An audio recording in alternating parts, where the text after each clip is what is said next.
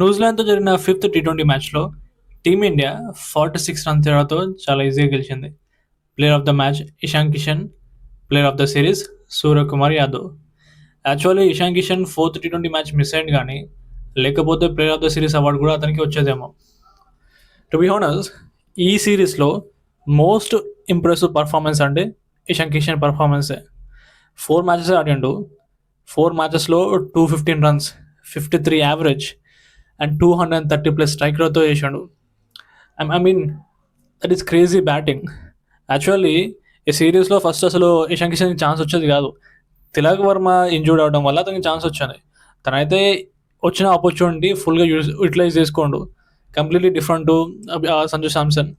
సంజు శాంసన్కి 5 మ్యాచ్లో ఛాన్స్ ఇచ్చినా కూడా ఏమాత్రం యూటిలైజ్ చేసుకోవాలి. 5 మ్యాచెస్లో తను కేవలం 50 రన్స్ మాత్రమే ఆడిండు. సో ఈసారి ఇప్పుడు సంజుని డిఫెండ్ చేసుకోవడానికి కూడా ఏం లేదు. ఒకవేళ టీ20 వరల్డ్ కప్లో సంజుకు బదులుగా ఇషాన్ కిషన్ బ్యాటింగ్ చేసితే ఆశ్చర్యపోవాల్సిన అవసరం లేదు. బట్ ఒకే ఒక్క సినారియో అతను ఆపుతుంది. ఐ మీన్ అతను ఛాన్స్ ఇవ్వకుండా. మ్యాటర్ ఏంటంటే, ఒకవేళ ఇషాన్ కిషన్ బ్యాటింగ్ చేస్తే ఓపెనర్ ఎక్కితే అప్పుడు ఇషాన్ కిషన్, అభిషేక్ శర్మ అండ్ తిలక్ వర్మ ముగ్గురు లెఫ్ట్ హ్యాండర్స్ అవుతారు. అందుకని వాళ్ళు అవుతారేమో, కానీ అది మినహాయిస్తే ఈ పర్ఫార్మెన్స్ మాత్రం దృష్టిలో పెట్టుకుంటే ఖచ్చితంగా ఇషాన్ కిషన్ ఆపర్చునిటీ ఇచ్చేవాళ్ళేమో. అయినా సంజుకి ఏమైందో అర్థం కావట్లే. 5 మ్యాచెస్, ఒక్క మ్యాచ్ సరి ఆడలే. ఎస్పెషల్లీ 4th మ్యాచ్లో ఇషాన్ కిషన్ కూడా లేడు. అది కాన్ఫిడెన్స్ పెంచడం కోసమే ఇషాన్ కిషన్ తీసినట్టు 4th మ్యాచ్లో తను డ్రాప్ చేసినట్టు. అప్పుడు ఆడలేదు. అండ్ 5th మ్యాచ్లో అన్న చాలామంది ఆడతారు అనుకున్నారు, ఎందుకంటే ఈసారి తన హోమ్ టౌన్ కేరళలో ఆడింది కదా, ఆయన కూడా అక్కడ కూడా ఆడలేదు. బేసికలీ 5 మ్యాచెస్లో జస్ట్ 45 రన్స్తో ఆడి మొత్తం కంప్లీట్లీ డిజాస్టర్ పర్ఫార్మెన్స్ అనమాట ఈ సిరీస్లో. అండ్ ఇప్పుడు ఈ సిరీస్లో ఇషాన్ కిషన్ తర్వాత మోస్ట్ ఇంప్రెసివ్ పర్ఫార్మెన్స్ అంటే obviously SKY. Suryakumar Yadav last ఇయర్తో పోల్చుకుంటే టోటల్ కంబ్యాక్ ఇచ్చాడు. ఐ మీన్ లాస్ట్ ఇయర్లో 2025లో తను కేవలం 218 రన్సే కొట్టిండు అనమాట. ఇయర్ మొత్తంలో కంప్లీట్ 1 ఇయర్ మొత్తం జస్ట్ 218 రన్సే కొట్టాడు. బట్ ఈ సిరీస్లో జస్ట్ 5 మ్యాచెస్లో 242 రన్స్ కొట్టాడు. ఇన్సెంట్ కంబ్యాక్ అది. యాక్చువల్గా 1 ఇయర్ నుంచి చాలామంది వరి అవుతుండే స్కైకి ఏమైంది, తన బ్యాటింగ్కి ఏమైంది. ఒకప్పుడు విడియం అలా ఆడుతున్నట్టు కదా టీ20లో, అలాంటిది ఇప్పుడు అసలు ఏమాత్రం ఆడలేకపోతుండు.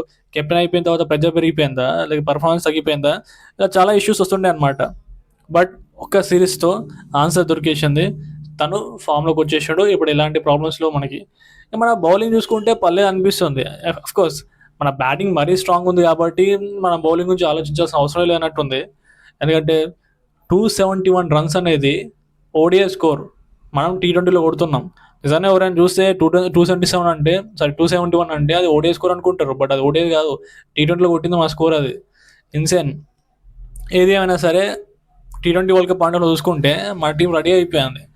యాక్చువల్లీ మనకి పెద్ద ఫాల్ట్స్ కూడా ఏం లేవు. అంటే వీకెస్ట్ లింక్ అంటే ప్రస్తుతానికి సంజు శాంసన్ కనిపిస్తుంది, కానీ అతని మినహాయిసే పెద్ద ఇష్యూస్ ఏం లేనట్టున్నాయి మన టీంకి. పైగా యాక్చువల్లీ మన టీం అంత స్ట్రాంగ్గా ఏ టీం లేదు. ఎట్లా గ్రూప్లో మనదే స్ట్రాంగెస్ట్ టీం. ఇక నాకౌట్స్లో అంటే జస్ట్ ఇప్పుడు ఇంగ్లాండ్, ఆస్ట్రేలియా వాళ్ళతో మాత్రమే కాంపిటీషన్ ఉండేటట్టు ఉంది. బట్ ఇండియాలోనే జరుగుతుంది. మన వాళ్ళు చాలా స్ట్రాంగ్ ఉన్నారు. సో చెప్పలేం, ఏదైనా జరగవచ్చు.